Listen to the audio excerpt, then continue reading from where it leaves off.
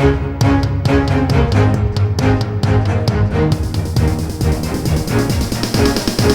Good Friday, April 15th, 2022, and this is the Washington Times front page. Thanks for joining us. I'm George Gerbo. An invasion of Ukraine that has not gone according to Russia's plans took another high-profile hit as the flagship of the Kremlin's Black Sea Fleet sank.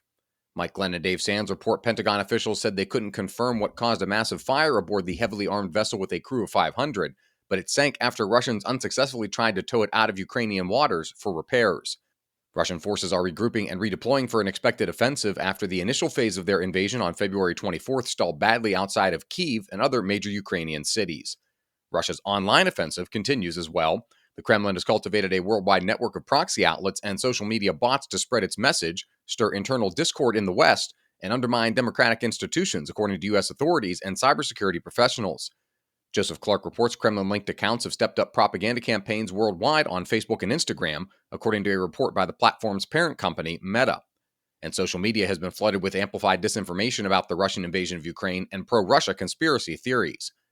Disinformation about the war has been posted on user accounts both overtly and covertly linked to Russian government officials. President Biden is reviving his blue-collar persona to connect with rural voters and try to help congressional Democrats hold on to their thin majorities in the November elections. To reach rural voters, White House correspondent Jeff Murdoch reports the president and his cabinet are fanning out across America to promote his policies. Biden traveled to Iowa on Tuesday and North Carolina on Thursday. Voters in rural districts feel the party has abandoned them by failing to address pocketbook issues such as inflation and rising prices. A poll released last week by the Associated Press and Ipsos found that 69% of rural voters disapprove of the president's job performance, compared with 26% who approve.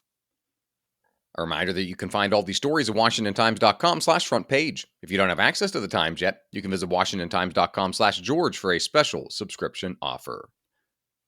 Conservative investors are becoming shareholder activists to push back against gender and race equity policies. Sean Salai reports the American Legislative Exchange Council, a network of conservative private investors, and the National Center for Public Policy Research, a conservative think tank, are telling moderate and conservative investors how to use shareholder proxies to challenge corporate policies in board elections.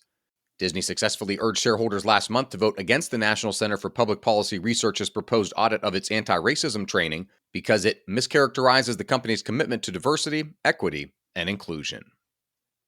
And finally, a special kind of unleavened bread is being ready for distribution in southern Utah. Mark Kellner reports Rabbi Mendy Cohen will place individual pieces of watched matzah in a box labeled A Time to Gift, which are offered free to Jews who are interested. The 8-day Passover holiday, bookended by formal meals known as a Seder, requires having unleavened bread. The matzah, which commemorates the hastily prepared flatbreads consumed by the Hebrews leaving Egyptian slavery, is a focal point of the observance. Find all of today's front page stories at WashingtonTimes.com/front page or on the Washington Times app, and find us anywhere you get your podcasts. Just search Washington Times in your favorite podcast app. You can follow us on Twitter and Instagram as well at Wash Times for breaking news, sports, commentary, and more.